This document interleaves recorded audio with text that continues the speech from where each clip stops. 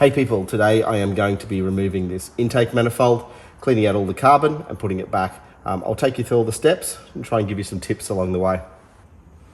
So I'll begin by pulling this cover off.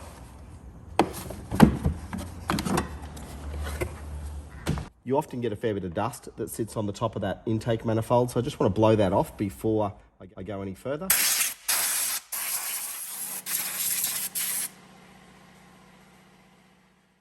Next, I'm just going to undo the two clamps that hold the intake pipe in place.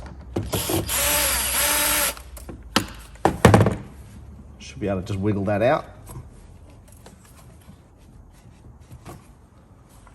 Next, I want to remove this throttle body.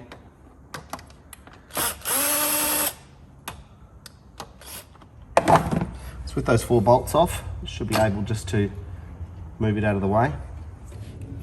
Okay, to remove this plug, there's 2 sections on the side here that you need to squeeze in. It's on the bottom and the top. This is actually easier to do with this throttle body removed. So just squeezing them in, should be able just to pop that.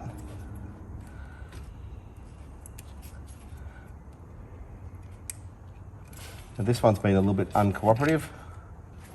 So I'm just going to squeeze those in and just help pop it off. That slides away.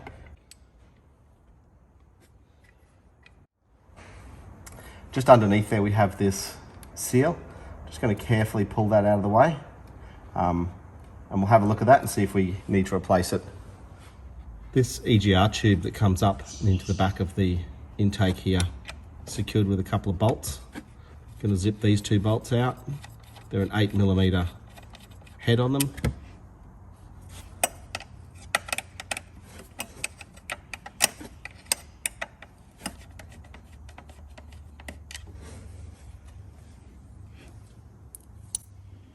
Also just take this wiring off this sensor.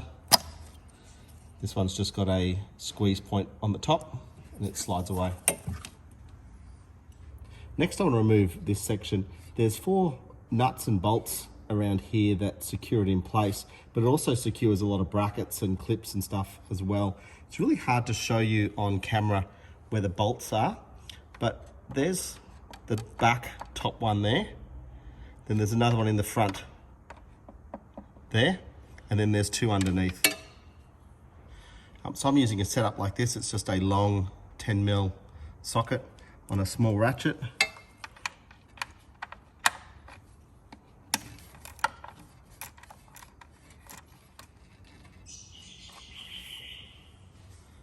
So that's the first nut and bolt. Now, this is what I was saying, the other 3 often have a bracket and a nut that has to be removed first, and then a bracket or a clip that comes off, and then you can actually remove this setup. That was the front one. Look, on different models, they're probably going to have different brackets and they make revisions over the years, but we're looking to remove 4 of those.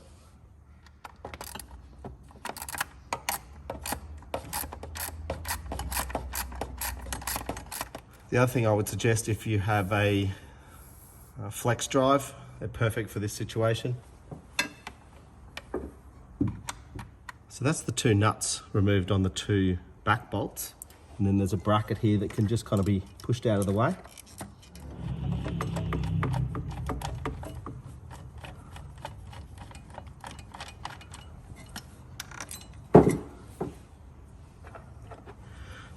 And we'll just put that aside with the nut sitting on it.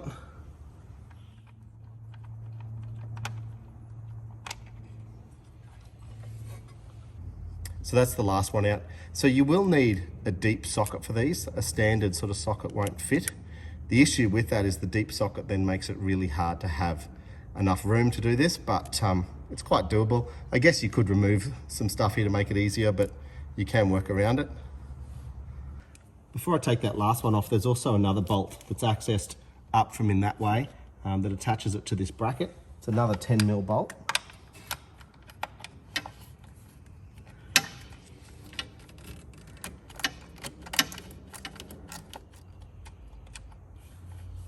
So that's the little bolt that's underneath that secures this to that bracket. Now with those bolts removed, this should be able to come off Now I've just given it a bit of a wiggle, and then we need to slide it off the back here. It is going to catch up to a few things as you go. And then we've got that off. You can see already that this one's quite choked up. And looking at that, it's going to be quite a mess. That's the O-ring. I'll just grab that off while I can.